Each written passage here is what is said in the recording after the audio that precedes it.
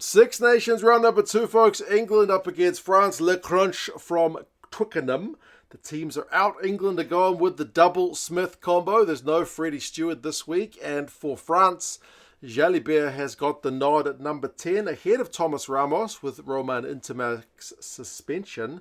We'll go through the squads. We'll go through some of the stats, the recent history between the sides, and the predictions. You guys can let us know your thoughts on how this one is going to go.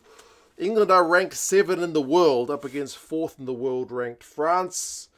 This is a kind of important game if you are looking at Rugby World Rankings, because you want to be in the top 6.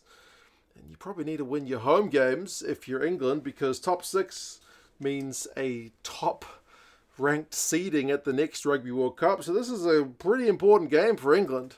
Wider picture than just the Six Nations itself, with England losing to Ireland last week.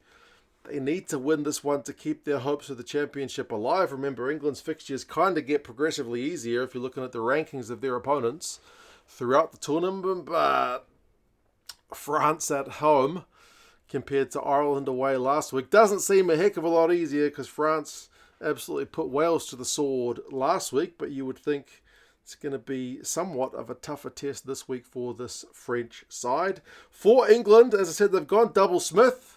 Finn Smith moves to the number 10 jersey this week after being on the bench last week, taking the number 10 jersey from the other Smith, Marcus, who shifts to fullback with Freddie Stuart out of the 23 entirely. You kind of got to wonder if it's kind of another kicking option for Steve Borthwick at 15, because, I mean, Freddie Stuart is a bloody great ball carrier, and he did it a lot last week. He certainly carried a lot more than he kicked.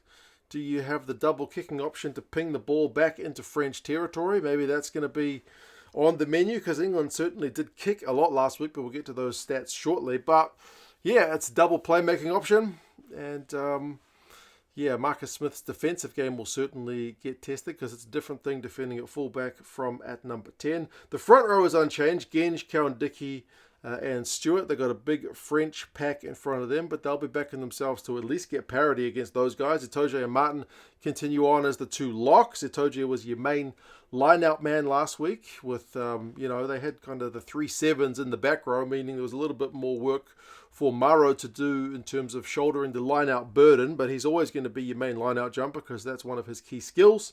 He did give away a couple of penalties last week, which as captain he's always a player who lives on the edge, but he needs to probably rein those in, you would think, a little bit. Tom Curry was excellent last week at number 6. He continues on. He was their second line-out option, to be fair, and also their main guy for winning turnover ball at ruck time. He got 3 turnovers last week. Then you got Ben Earl shifting to 7, and Tom Willis getting a start at 8. I feel like that will be a welcome selection from Borthwick by England fans generally, because at least last week, that's what people were calling out for, so they are getting their wish for that one. Ben Curry, who was immense on the tackle last week, he drops to the bench. 19 combo is Mitchell and Smith. I still think Mitchell is your best option at 9. I have seen some people, it's always a terrible one to read the social media feedback anytime a team is selected, but how does Mitchell get stick? Who's the next guy ahead of Mitchell? I don't know. I still think Mitchell's the best option at 9. Personally, we'll see how he goes with Finn Smith at 10. Kind of familiar 19 combo, bit of chemistry between those guys. And then Slade and Lawrence continue on in the midfield. Lawrence was just quietly under the radar a wee bit. He busted more tackles than anybody last week in that England-Ireland game, more than any of the Irish guys as well. Certainly spent a bit of time running at Sam Prendergast. 6 defenders beaten from him. He'll be looking to do something similar against the French backs if he comes one-on-one with them. Freeman continues on the right wing, and then with an injury to Caden Murley, Ollie Sleightholme gets the nod in the number 11 jersey this week, so big congratulations to him. Bench-wise, Jamie George is back fit, so he takes the spot of Theo Dan on the bench. Baxter and Hayes are the 2 props. It's the same from last week. Chessum is still there. Cunningham-South is still there, and then, as I said, Ben Curry is the other loose forward, so it's a 6-2 split. And Randall and Daly are the 2 other back replacements. So Murley, Stuart, Dan, the kind of biggest losers from this week. But as I said, Murley's one, sadly for him, is injury enforced. For France, Jalibert's selection at 10 was something of a talking point in the press conference. It's hard to gauge from the YouTube translations on what Fabien Galtier's point exactly is as a non-French speaker, but he seems to speak a little bit like a politician.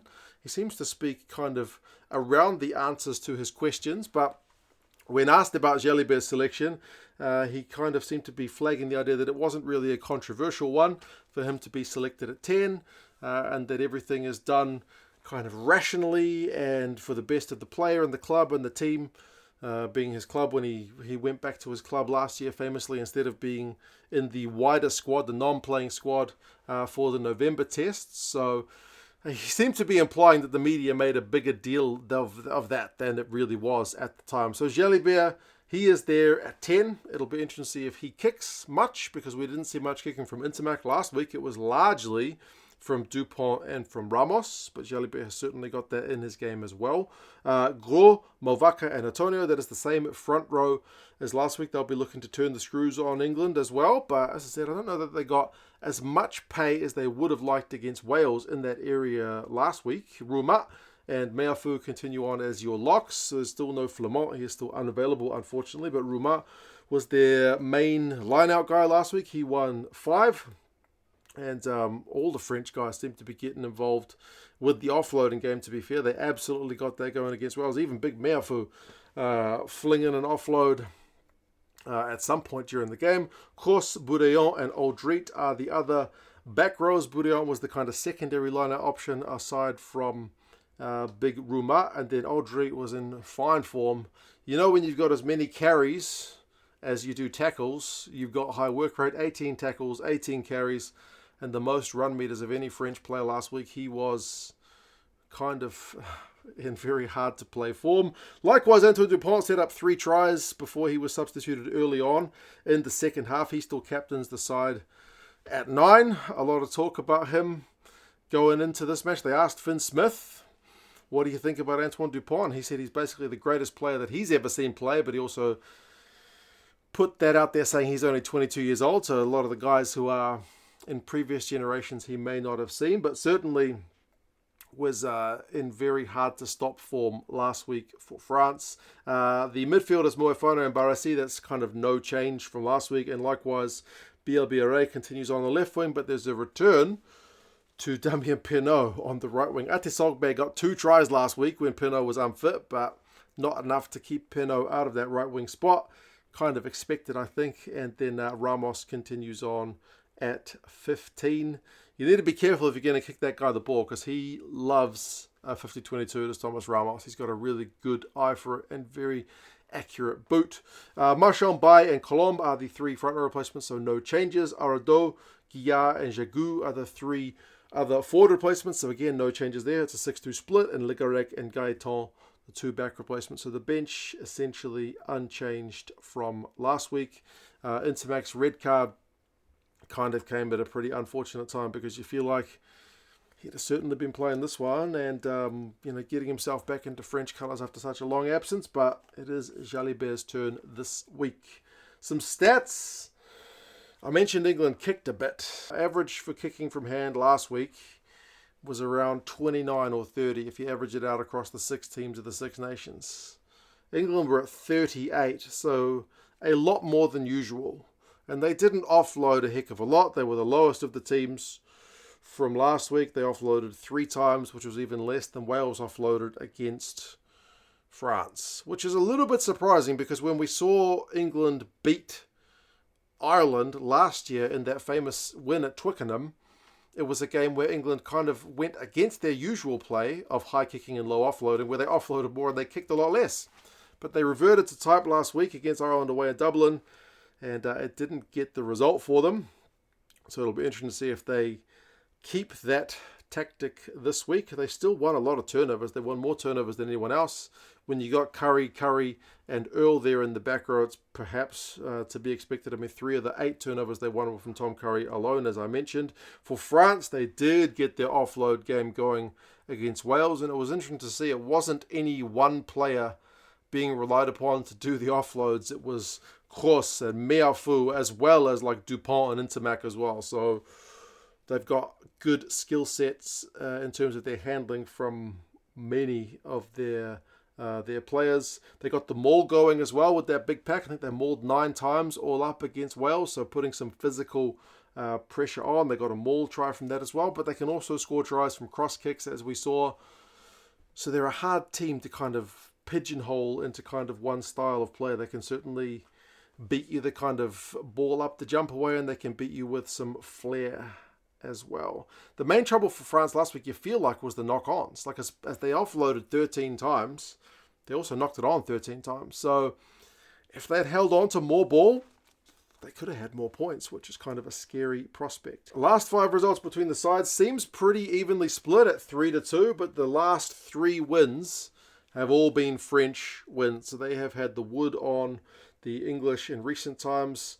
Last year in Lyon, 33-31 was a close one. And then the previous year, the most recent match at Twickenham, 53-10, was a bit of a gut-wrenching one for England. 25-13, the one before that over at the Stade de France. And then the previous 2 matches were the England wins at Twickenham, both times, once in the Six Nations and once in the Autumn Nations Cup. So average score's been 30-20 in France's favour. But as I mentioned, that 53-10 result really does blow out the average. The sides tend to play out pretty close games, usually within about a score. That's how it's predicted to go this week as well, with the bookies saying France are 5-point favourites and the Rugby Forecast algorithm agreeing, saying France are 5-point favourites. So this one is predicted to be a very close one. It is on at Twickenham. It is a late afternoon kickoff, 4:45, which I think is like 5:45 for those of us here in New Zealand. But as always, check your times to make sure you've got them right, because every now and again I get them wrong. George and Nika Amashu-Kelly is the ref. Fingers crossed he has a good game, and we're not talking too much about him.